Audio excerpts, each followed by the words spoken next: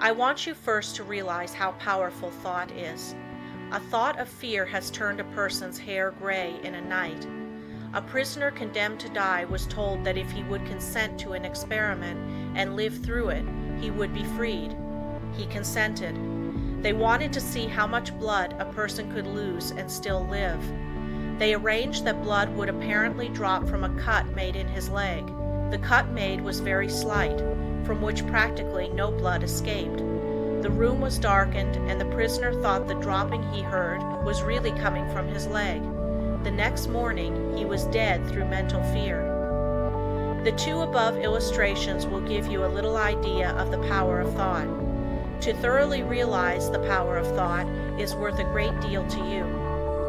Through concentrated thought power, you can make yourself whatever you please.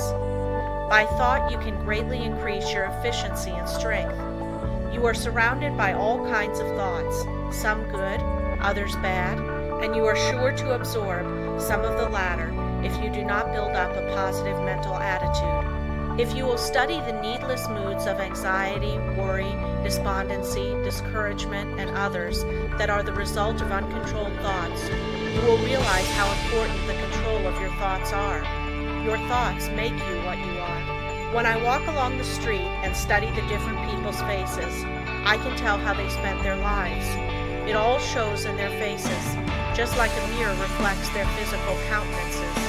In looking in those faces, I cannot help thinking how most of the people you see have wasted their lives. The understanding of the power of thought will awaken possibilities within you that you never dreamed of. Never forget that your thoughts are making your environment, your friends, and as your thoughts change, these will also. Is this not a practical lesson to learn?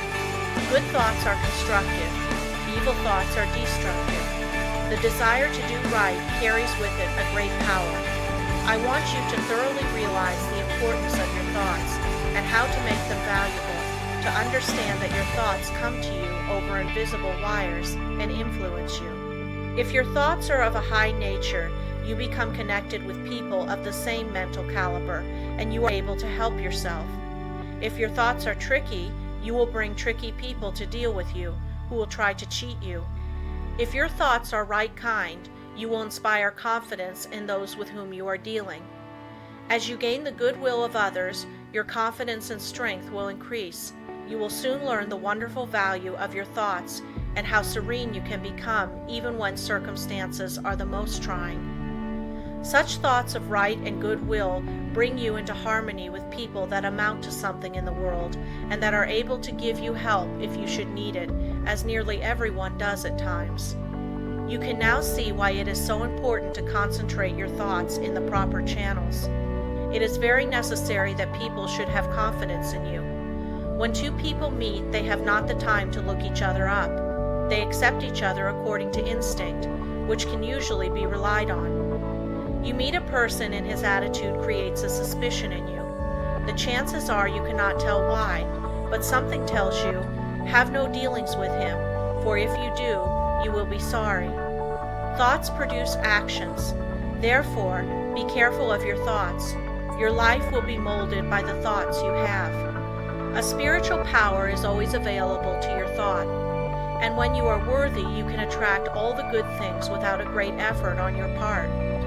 The sun's rays shine down on our gardens, but we can plant trees that will interfere with the sunlight. There are invisible forces ready to help you if you do not think and act to intercept these.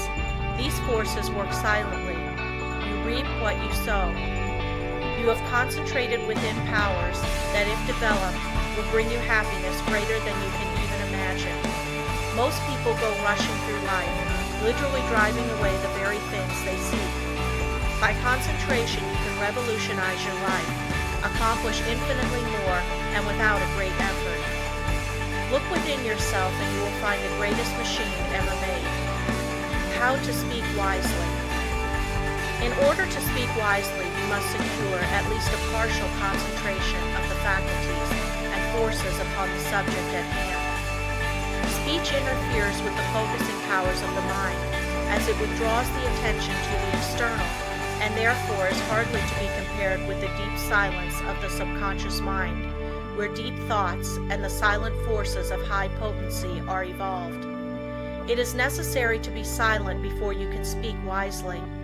The person that is really alert and well poised and able to speak wisely under trying circumstances is the person that has practiced in the silence. Most people do not know what the silence is and think it is easy to go into the silence, but this is not so. In the real silence, we become attached to that interior law and the forces become silent because they are in a state of high potency or beyond the vibratory sounds to which our external ears are attuned. He who desires to become above the ordinary should open up for himself the interior channels which lead to the absolute law of the omnipotent. You can only do this by persistently and intelligently practicing thought concentration. Hold the thought. In silence, I will allow my higher self to have complete control. I will be true to my higher self. I will live true to my conception of what is right. I realize that it is to my self-interest to live up to my best. I demand wisdom so that I may act wisely for myself and others.